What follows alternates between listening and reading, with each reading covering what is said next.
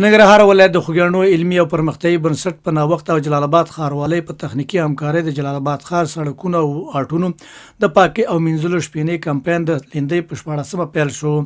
دغه کمپاین چې جلال آباد ښار د مستفید څلور لارې څخه پیل شو، پکې سلاکار وزیر او ننګرهار والي محمد ګلاب منګل، ولایت مرستیال محمد حنیف ګردیوال، جلال آباد ښاروال حمید الله افغان، ولایتي شورا غړي اجمل عمر، د کار او ټولنیزو چارو او چاپیریال ساتنې رئیسانو، د پوهنتون استادانو، مدني فعالانو، د ښاروالۍ مشورتي شورا غړو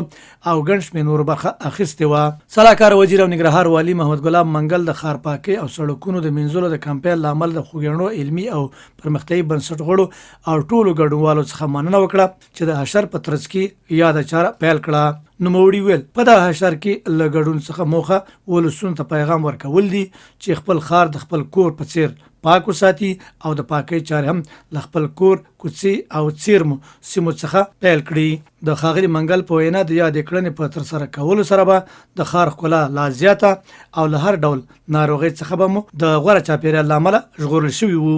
زموږ د کمپاین مهم پیغام دا دی چې خپل ټولو ښاریانو ته دا ورسوو چې ښار زموږ ته ټول مشترک او ګډ کور دی او د دغه مشترک کور پاکونه، دغه پاک ساتنه دا زموږ ته ټولو مکلفیت دی او موږ باید خپل کور، خپله خونه، خپل ښار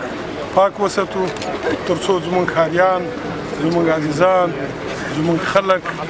په پاک ماحول کې ژوند وکړي له ناروغیو نه. جلال آباد ښاروال حمید الله افغان هم د خلکو غوښتنه وکړه چې د ښاروالۍ ادارې سره یوځای د حشرونو او نور همکاریو په ترڅ کې د ښار په پاکۍ او نظم برابرولو کې مرسته وکړي. زما پیغام هم همدا د ښاریانو ته زموږ ښار زموږ کور دی،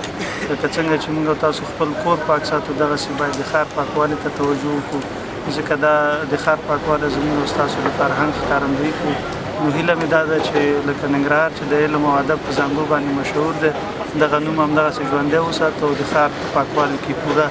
او رغنده رول ولري. د ولایتي شورا غړي او د خوږیاڼو د علمي او پرمختیایي بنسټ د رهبرۍ شورا غړي اجمل عمر ویل پاکي د ایمان نیمه برخه ده او له همدې امله چې د پاکۍ په برخه کې د خپلو ښاریانو احساسات را ژوندي کړي، یاد حشر د کمپاین په شکل ترسره کړل. صفایي نصف ایمان دی،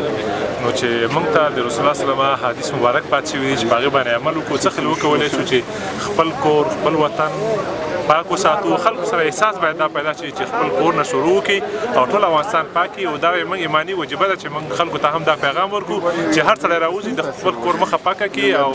او د والي صاحب نه او د ښاروال صاحب نه هم یو جهانمند ده چې په دغه کمپاین کې د موږ د وکیل صاحبانو او د خوږیاڼو بنسټ سره همکاري وکړه، دوی هم په دغه شر کې موږ سره شریک دي. هغه له نورو ټولنو او ښاریانو څخه هم وغوښتل چې د دوی په څیر د ښار په پاکۍ او بېلابېلو چارو کې ونډه واخلي.